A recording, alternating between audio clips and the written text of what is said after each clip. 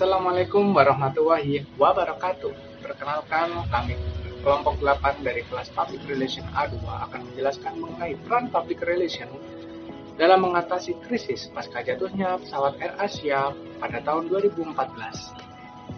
Sebelum itu, kami akan memperkenalkan anggota kami terlebih dahulu. Saya Belani Sinadriana dan Sasmito, lalu terdapat Gilang Ariantama, Kinanti Ayu Hapsari, Novi Enjira Handayani, dan Nur Zahra Aljana.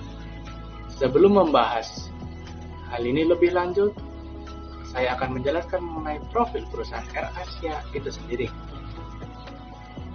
AirAsia sendiri lahir pada tahun 2001 ketika dua pesawat tua dibeli oleh Tan Sri Tony Fernandes dan mitranya dari pemiliknya yang asal Malaysia, yaitu DRBI seharga koin 1 ringgit Malaysia, namun juga meninggalkan hutang sebesar 11 juta dolar Amerika Serikat.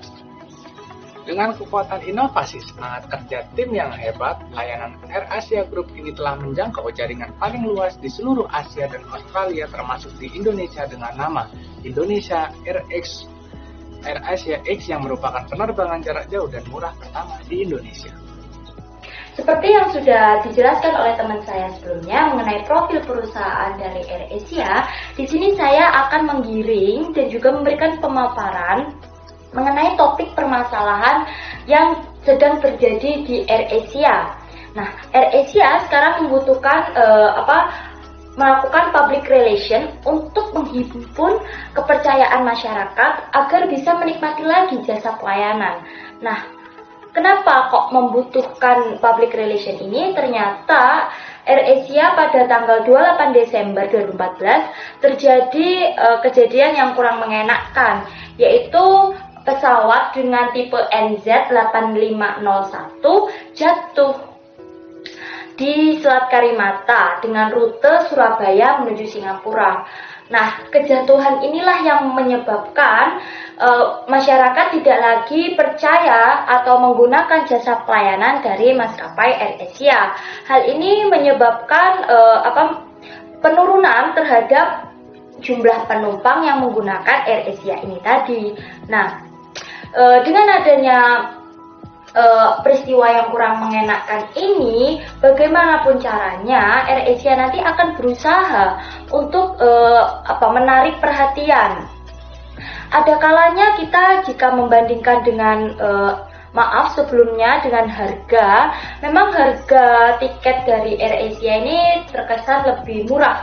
Nah, karena inilah muncul dua persepsi atau dua yang menjadi pemikiran dari masyarakat. Yang pertama, harga tiket murah sehingga bisa dijangkau.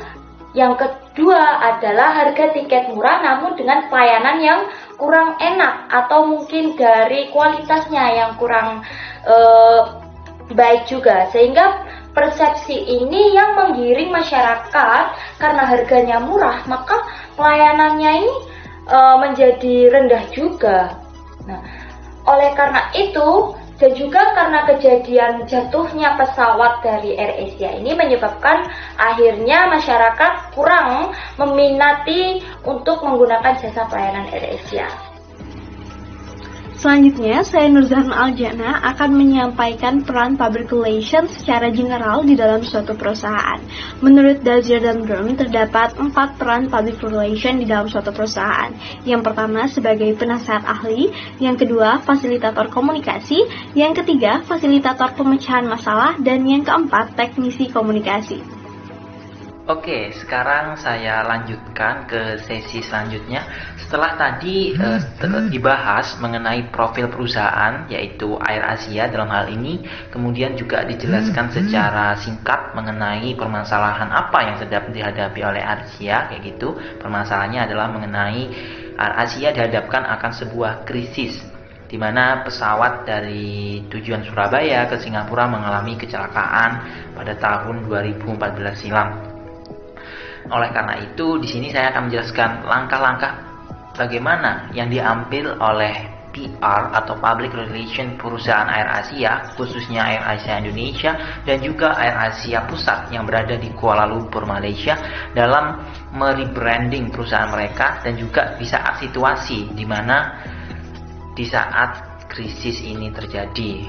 Oke, secara keseluruhan terdapat beberapa langkah-langkah yang dilakukan oleh PR dari AirAsia. Yang pertama, mereka menggunakan basis media sosial sebagai kekuatan utama mereka dalam melakukan PR.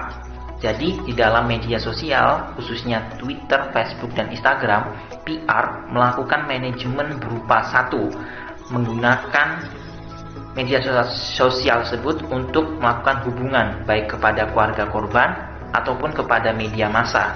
Kedua, memudahkan media berita atau media massa yang ada di Indonesia untuk mengakses informasi yang mereka hadirkan di dalamnya. Kemudian ada juga menyampaikan rasa duka yang mendalam sebagai bentuk kepedulian AirAsia terhadap para korban kecelakaan, dan merampingkan proses komunikasi agar komunikasi yang update itu lebih mudah diakses oleh para keluarga korban, dan juga aktif berkomunikasi antara media massa, media sosial, dan juga perusahaan. Beberapa teman saya telah menjelaskan secara singkat mengenai strategi PR untuk merebranding citra perusahaan AirAsia sebagai salah satu perusahaan penerbangan di Indonesia. Lalu, bagaimana dengan kesimpulannya? Pihak AirAsia berusaha untuk mengembalikan citra perusahaan dan mendapatkan kembali kepercayaan publik dengan memanfaatkan strategi public relations. Pihak PR AirAsia berupaya untuk mengoptimalkan media sosial sebagai ujung tombak PR untuk merebranding perusahaan. Nah, melalui media sosial ini, PR menyebarkan informasi, menjaga dan mempererat hubungan dengan keluarga korban, serta memanajemen hubungan dengan media berita.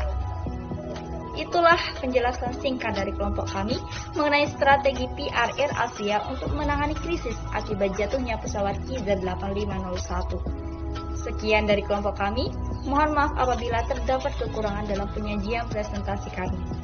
Terima kasih. Wassalamualaikum warahmatullahi wabarakatuh.